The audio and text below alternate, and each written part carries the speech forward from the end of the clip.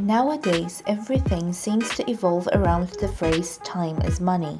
People speed through their lives in search of what would seem the best bargain. Getting caught up in this chase is easy. Remembering to slow down, harder.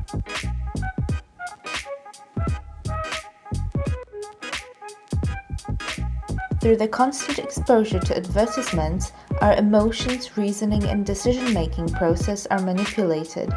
With the overload of information coming at us from every direction, it is hard to select the right one. The more options there are, the harder it is for us to choose, the more time we waste while choosing, and the lower the satisfaction level of having made a good deal. The buying process has been elongated as customers try to select the right bargain out of various similar options. Going to one store isn't enough anymore. If you like something, don't buy it. Go to a couple of different shops instead. Compare similar products in terms of price and taste. Spend some more time before buying the first item you liked after all. End result? Satisfaction with the product minus frustration about having lost time equals questionable happiness.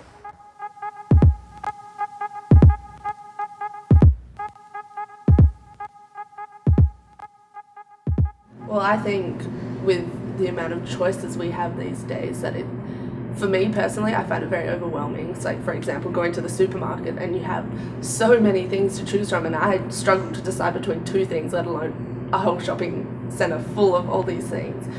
And I think it is good to have things that are suitable for different types of people, but then again, I think that we have that many options that it's not really always that necessary.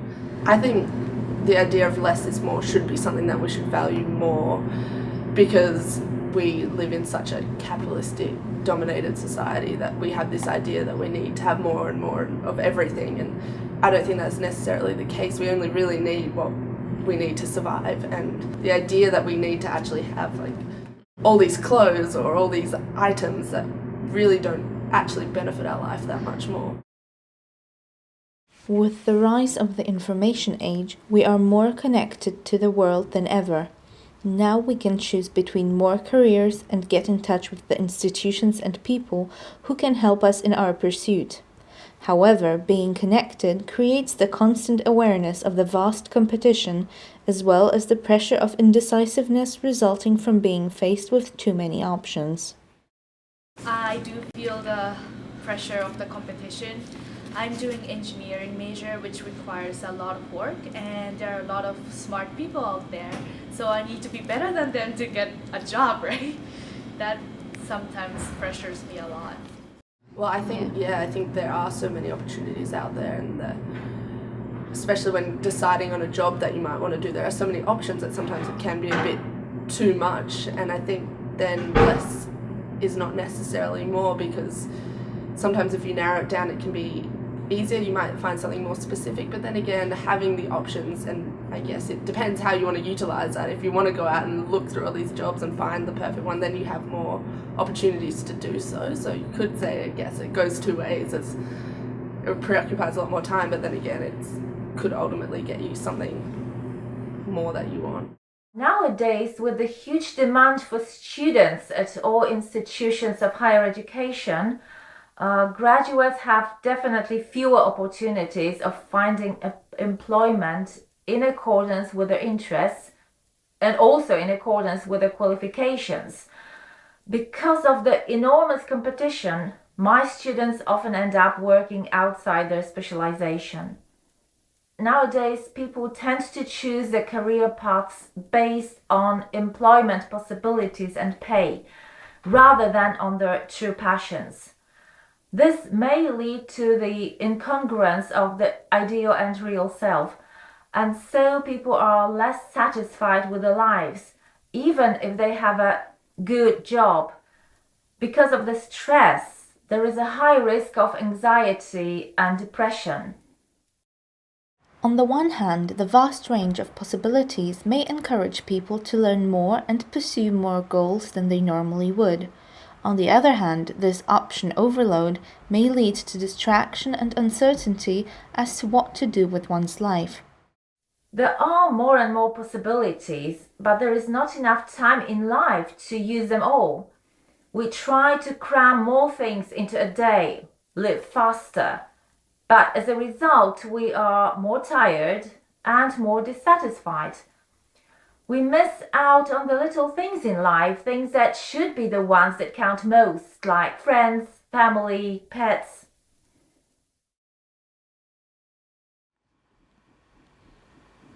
Especially in America, it is evident how more and more amenities are created to help people catch up with the pace. The American fast food chains were the first ones to come up with drive-through services for restaurants, which were then adopted in the rest of the world. But unlike elsewhere, in the US there also is drive-through mail and banking. The desire to speed life up has also its effects on the language. Especially younger generations use more abbreviations in the written as well as verbal communications.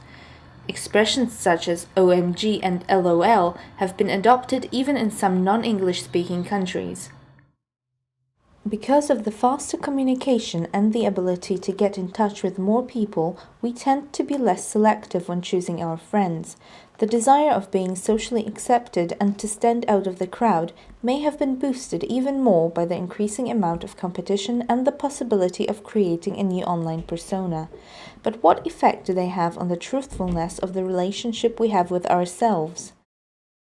The internet certainly provides an awful lot of outlets for individuals to go on dates and this and that and whatever, and I think that there's too many options because there's no real connection.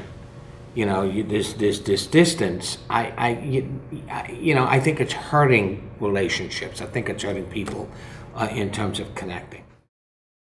So this is kind of embarrassing because I have about 1,200 Facebook friends, and I can honestly admit that less than half of them I would probably classify as actual friends, which I think is very much how people are today, which is sad, and I think we can all admit that. You have your close group of friends and your friends you know, then your friends that you know through other people, and it's this network of people that you actually don't fully classify as close friends, but you accept them on Facebook just because it seems normal and that everybody else does it. I think you could call it a fake idea of being connected because you have all these people around you, you're seeing everyone else's lives, and I guess you like to think that you know everything that's going on, and I don't think it's really necessary. I don't think we need to know all these details about people that we don't really know that well.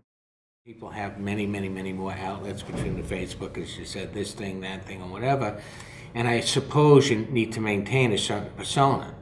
You know, but persona is really nice, but you really need to be in touch with who you are.